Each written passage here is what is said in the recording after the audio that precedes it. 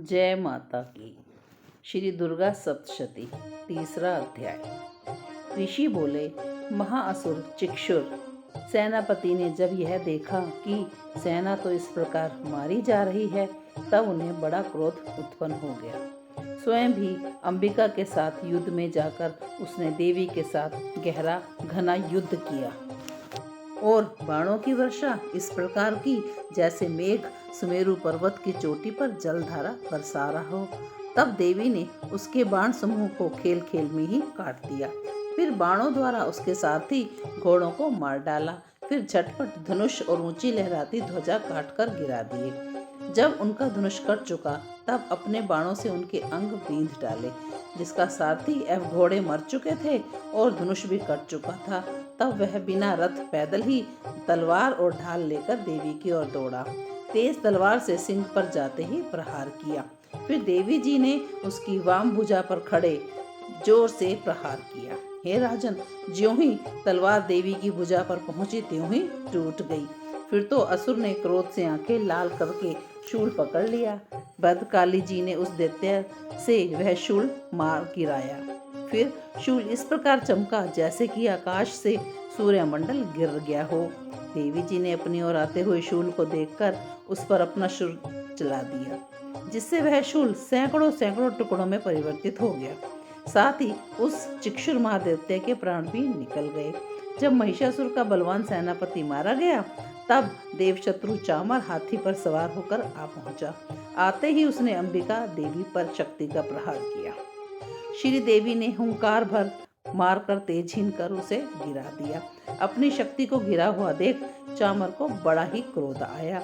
उसने शूल का प्रहार किया। शूल को भी देवी ने अपने बाणों से टुकड़े टुकड़े कर दिए।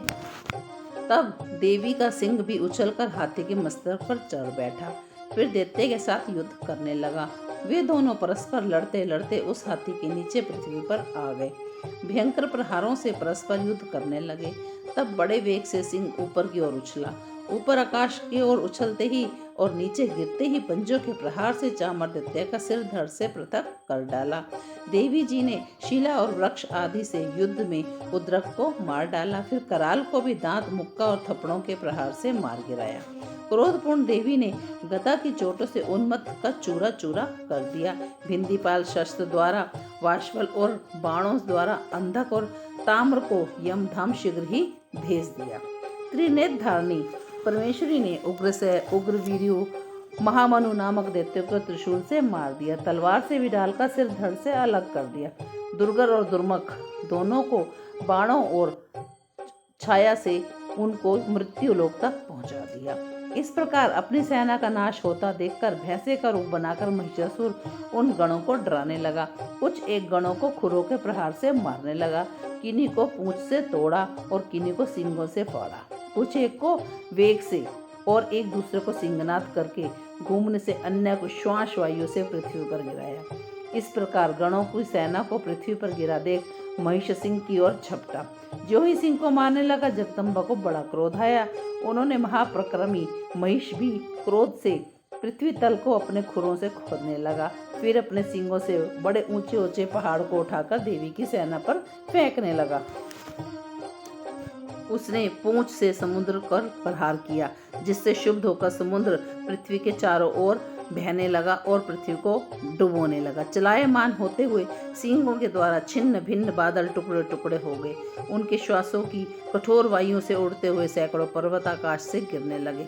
इस प्रकार क्रोधपूर्ण उस महादैत्य को अपनी ओर आता देख चंडिका उसे मारने के लिए क्रोध में आ गई। कुपित चंडिका ने उसके ऊपर पाश फेंका। उसके द्वारा उस दैत्य को बांध दिया। तब तो महायुद्ध में बंधे हुए उस दैत्य ने अपना महिष भैंसे का रूप त्याग दिया, झटपट सिंह के रूप में आ गया। जो ही चंडिका उसका सिर काटने को तैयार हुई, तब वह तलवार हाथ में लिए पुरुष में दिखाई देने लगा। तब शीघ्रता से तलवार ढाल वाले पुरुष को अपने बाणों से देवी ने बींध डाला, तो वह एक बड़ा हाथी हो गया। उसने अपनी सूंड से महान सिंह को खींचा और गरजने लगा।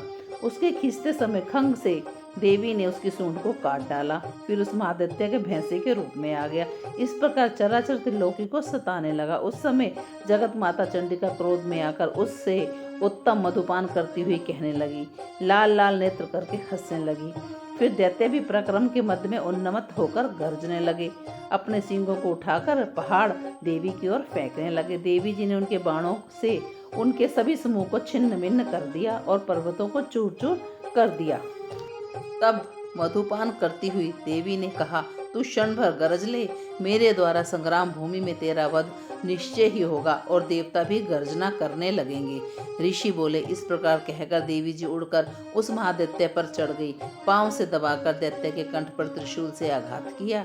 देवी के पांव से दबाए होने पर उस दैत्य ने अपने मुख से बाहर निकलने का प्रयत्न करके दूसरा रूप ले लिया। अभी आधा ही निकला था कि देवी जी ने अपने पराक्रम से उसे वहीं रोक दिया। आधा निकलकर भी उस दैत्य ने युद्ध करना आरंभ किया। तब देवी जी ने अपनी तीखी तलवार से उसका सिर काटकर नीचे गिरा दिया।